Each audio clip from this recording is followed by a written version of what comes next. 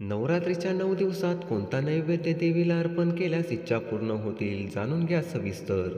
हिंदू धर्मामध्ये शारदीय नवरात्र उत्सवातील पूजा व्रत करणे अतिशय महत्त्वाचे मानले जाते. यंदा 22 सप्टेंबर 2025 रोजी नवरात्र उत्सवास शुभारंभ होतोय.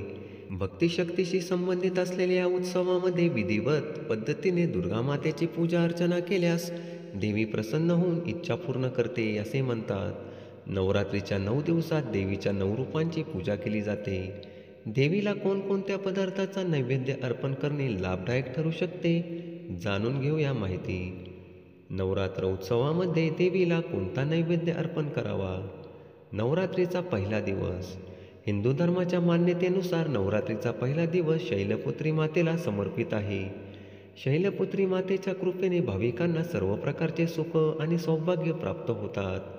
तुम्हाला ही वरदान मिळवायचे असेल तर नवरात्रीच्या पहिल्या दिवशी नैवेद्यामध्ये विशेष स्वरूपात तूप अर्पण करावे. नवरात्रीचा दुसरा दिवस. नवरात्रीच्या दुसऱ्या दिवशी देवीच्या ब्रह्मचारिणी स्वरूपाची पूजा केली जाते. या मातेच्या आशीर्वादाने भाविकाला दीर्घायुष्य मिळते.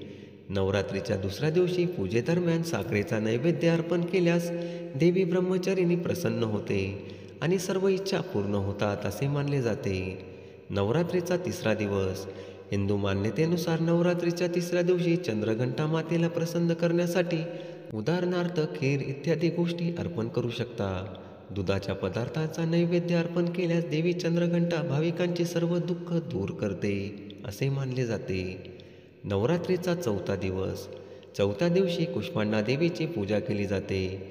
या दिवशी देवीला प्रिय असणारा मालपुवाचा नैवेद्य अर्पण केल्यास देवीची लवकरच कृपादृष्टी होते. देवी कुष्मांडा तिच्या भाविकांना विवेक आणि बुद्धीचा आशीर्वाद देते असे म्हणतात. नवरात्रीचा पाचवा दिवस. नवरात्रीच्या पाचव्या दिवशी स्कंदमातेला प्रसन्न करण्यासाठी केळ्यांचा नैवेद्य अर्पण करावा. नवरात्रीचा सहावा दिवस. नवरात्रीच्या सहाव्या दिवशी कात्यायनी देवीची पूजा केली जाते. या देवीची पूजा केल्यास भाविकांच्या वैभव आणि मानसन्मानामध्ये वाढ होते असे म्हणतात. आपली ही इच्छा पूर्ण करण्यासाठी देवीला मधाचा नैवेद्य अर्पण करावा. नवरात्रीचा सातवा दिवस. सातव्या दिवशी काल रात्री देवीची विधिवत पूजा करावी आणि तिला प्रसन्न करण्यासाठी गुळापासून तयार केलेल्या पदार्थांचा नैवेद्य अर्पण करावा. हा उपाय केल्यास माता काल रात्री भाविकांना सर्व संकटापासून मुक्त करते आणि संरक्षण प्रदान करते असे म्हणतात. नवरात्रीचा आठवा दिवस.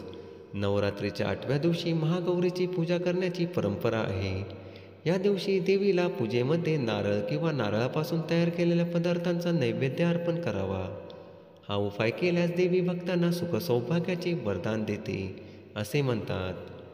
नवरात्रीचा नववा दिवस. नवरात्रीच्या 9व्या दिवशी सिद्धिदात्री देवीची पूजा केली जाते. सिद्धिदात्री देवीची पूजा केल्यास भाविकांची सर्व कामं पूर्ण होतात असे म्हणतात.